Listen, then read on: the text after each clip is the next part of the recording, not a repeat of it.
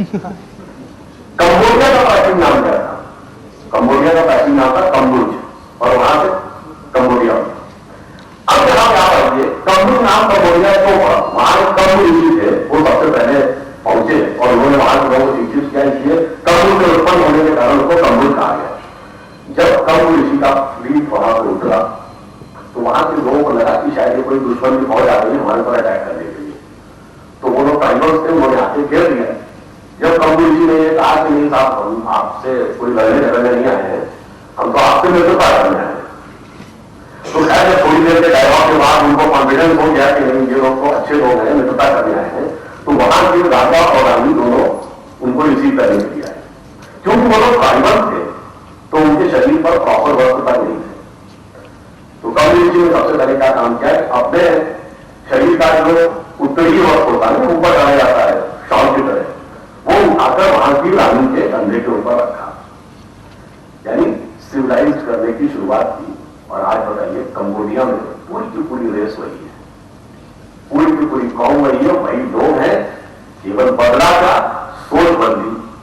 और अमेरिका में जाके देखिए पूरी की पूरी रेस खत्म हो गई। फाउंडेशन का अंतर ये दिखाता है जो कोलंबस और कम्बू का अंतर था। ये अंतर दर्शाता है कि विश्व के ऊपर ये प्रवृत्तियां किस प्रकार से प्रभाव डालती हैं। अब अगर आप भारत को देखें तो भारत इस मामले में बिल्कुल अलग है।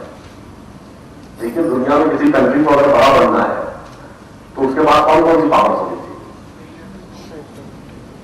3 पावर्स होनी चाहिए, मिलिट्री पावर, इकोनॉमिक पावर और इंटेलेक्चुअल पावर।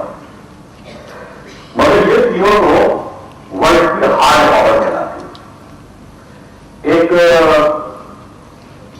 हार्वर्ड के प्रोफेसर हुए जोसेफ नाई, उन्होंने कॉन्सेप्ट दिया था सॉफ्ट पावर। हम और आप ये पैंट शर्ट पहनते हैं और टाई लगाते हैं, ये क्या है? ये वेस्ट के कल्चर का इफेक्ट है। मगर हमसे कोई कहता तो है नहीं कि कोई अमेरिकन से तो आके नहीं कहा कि तुम टाई लगाओ। हम मैकडोनाल्ड का पिज्जा और बर्गर खाने लगे, ये किसी ने हमको कहा थोड़ी, हम अपने आप आकर्षित होकर उस चीज की तरफ चले गए। ये सॉफ्ट पावर है। ये प्रकार की कल्चरल पावर होती है जो आपको अपनी तरफ आकर्षित करती है। इसमें कोई इंटेलेक्चुअल इनपुट उन्होंने नहीं डाला, इकोनॉमिक इनपुट नहीं डाला, मिलिट्री इनपुट नहीं डाला। ठीक उसी प्रकार से भारत के अंदर वो तमाम चीजें उपलब्ध हैं जो कि किसी व्यक्ति को सहज आकर्षित कर सकती है।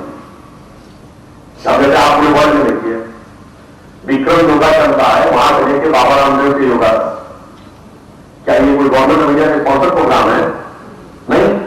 तो इसी लोग तो आकर्षित हो रहे हैं। ये क्या है?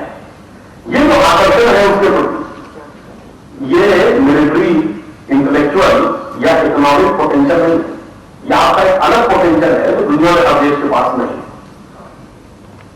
जिस बारे में एक चाइना के बहुत बड़े थिंकर हुए हैं वुशी, जो टीचिंग यूनिवर्सिटी का वाइस चांसलर भी रहे, उन्होंने एक फ्रेज यूज किया था कि India has culturally dominated and ruled China for more than 2000 years without sending a single soldier across the world.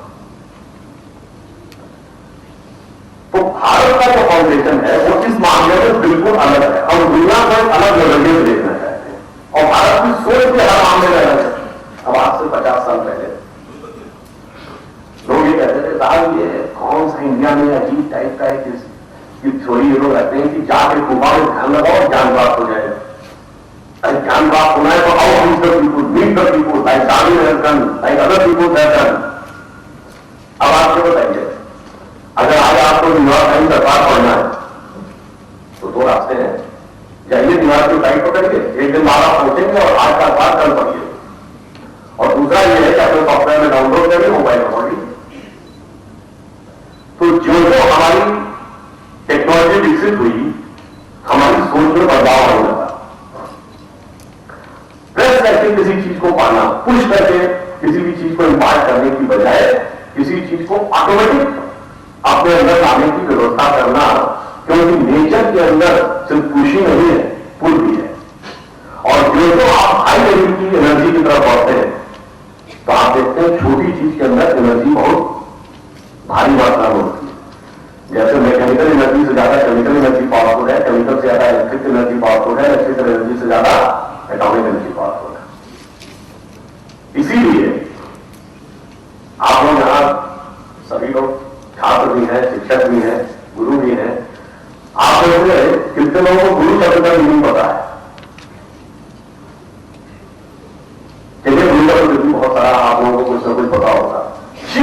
का मीनिंग कैसे रॉन्ग होता है? एनीबडी? स्टूडेंट।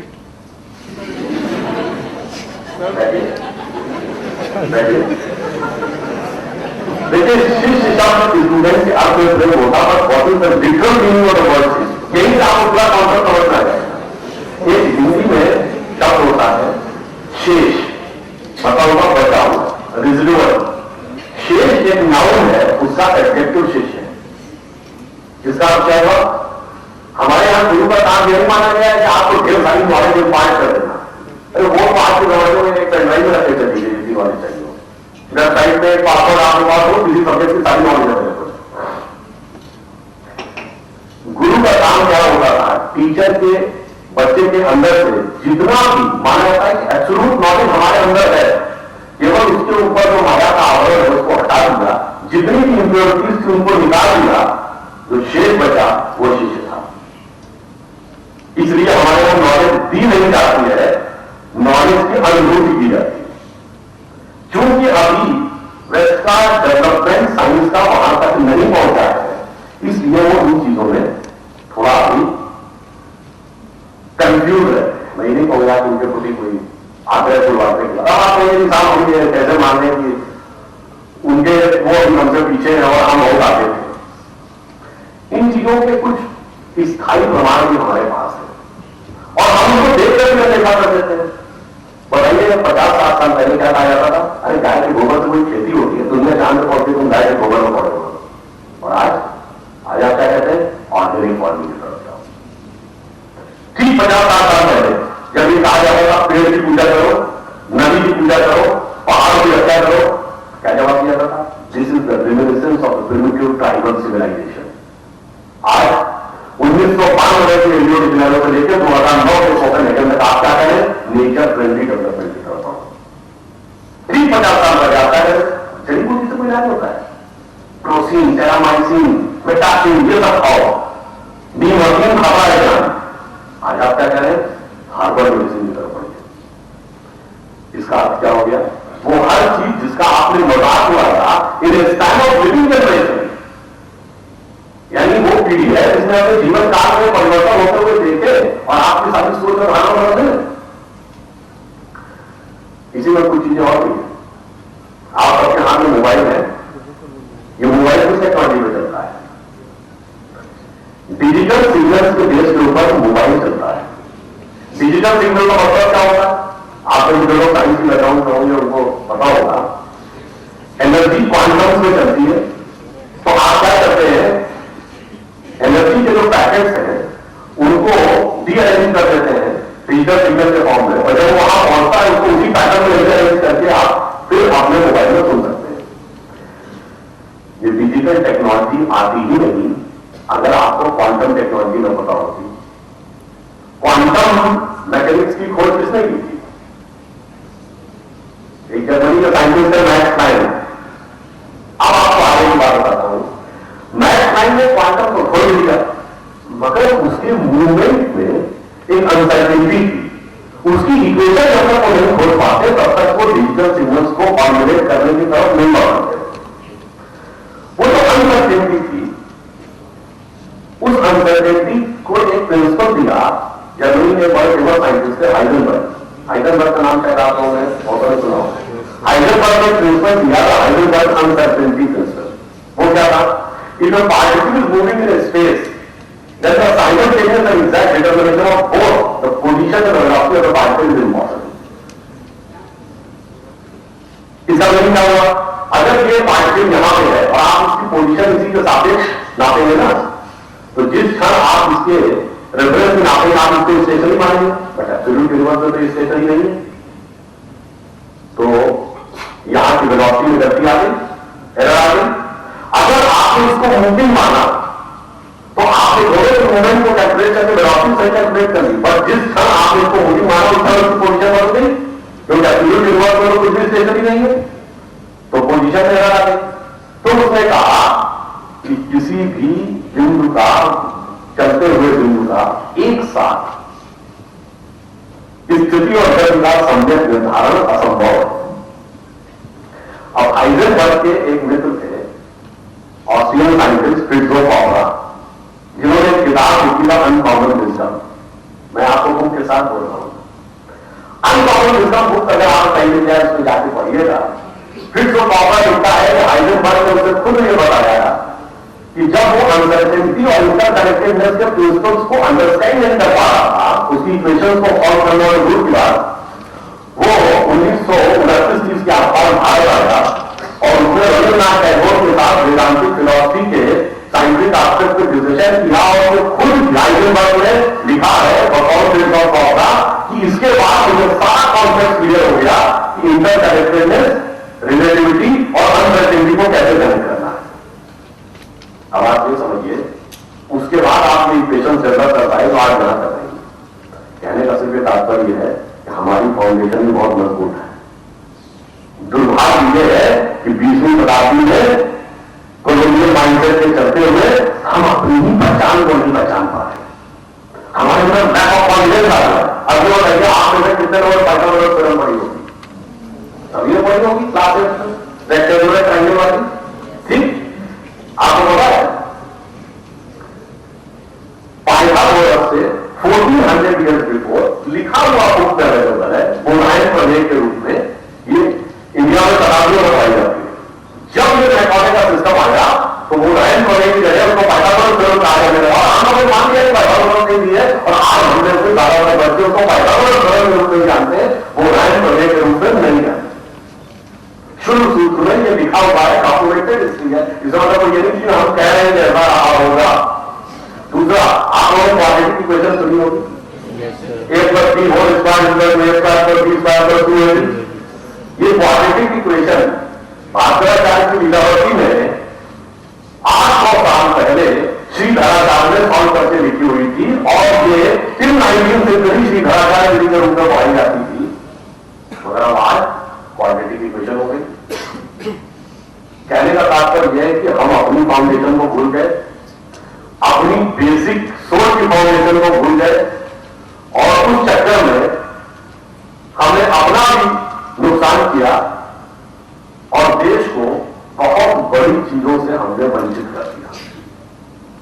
ऐसी ऐसी चीजें जो दुनिया 50 साल 60 साल 100 साल खोजने के बाद जहां पहुंची, अगर हमारे अपने अंदर कॉन्फिडेंस होता तो हम उसमें उससे पहले पहुंचकर रखे। खुद आपको दीजिए ना, ये जीरो और डेसिमल जिन्होंने खोजा, आपने किसी को पता है जीरो डेसिमल इंडिया ने खोजा है तो सबको पता है किसने खोजा जीरो डेसिमल।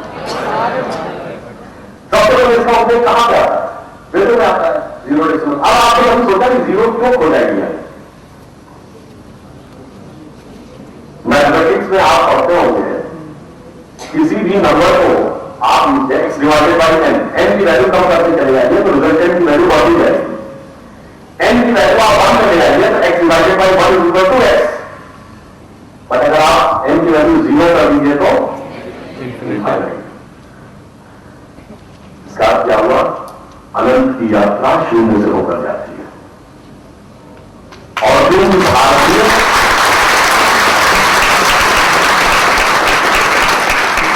क्योंकि भारत का लक्ष्य अनंत प्राप्त करना था, छोटा मोटा टारगेट नहीं था कि हमें वर्ल्ड की सुपर पावर बन जाना है। इकोनॉमिक पावर, इकोनॉमिक पावर में जापानी बन गया, वर्ल्ड का लीडर बन गया। हमें अनंत की यात्रा करनी थी, इसलिए हमने शून्य को जाना। इसीलिए भारत का लक्ष्य क्या है? विश्व का जगत गुरु बनना, वर्ल्ड का दादा बनना नहीं। जब आप दादा बनते हैं तो बगल में खड़ा हुआ आदमी दादा के बगल में खड़ा हुआ दबाव महसूस करता है, और जब आप अपने गुरु के बगल में खड़े होते हैं तो अपने को उठा हुआ और आनंदित महसूस करते हैं। ये हमारी बेसिक अप्रोच में अंतर है। इसलिए मैं अंत में सिर्फ ये कहना चाहूंगा, दो बातें। एक, अपने अंदर कॉन्फिडेंस लाइए, अपना बेसिक फाउंडेशन समझिए और ये विश्वास रखिए कि 21st सेंचुरी इंडिया की सेंचुरी है। एक बात में ध्यान रखिए कि गौरवशाली था भूत, भविष्य भी महान है, अगर संभाले आप उसे जो वर्तमान है। और अंत में बात मैं ये कहूंगा, भाई लखनऊ शहर है, आप सब लोग भिन्न भिन्न शहरों से एक दूसरे के साथ यहां कुछ वर्ष रहते हैं फिर चले जाते हैं। जीवन में जो सोचा, जो सीखा, जो पाया और जो दोस्ती और मित्रता है उसको जीवन में हमेशा साथ रखिए। उन सीखों को, उस दोस्ती को, क्योंकि ये लखनऊ शहर ऐसा है जिसके बारे में कहा जाता है बहुत 50-55 साल पुराना फिल्मी गाना था, उसका लाभ इससे मिला। इस लखनऊ शहर की दोस्ती के लिए बड़ा फिट बैठता है। वो गाना था लखनऊ की सरगर्मी, आप लोगों ने बहुत सुना होगा। उसकी लास्ट की 2 लाइन जीवन में याद रखिए जब लखनऊ से जाइएगा कि जहां के दोस्त बाबा मोहब्बतों से आशना, किसी के हो गए अगर रहे उसी के उम्र भर, निभाई अपनी जान भी, बढ़ाई दिल की शान भी, है ऐसे मेहरबान भी, कहो तो दे दे जान भी, जो दोस्ती का हो यकीन, ये लखनऊ की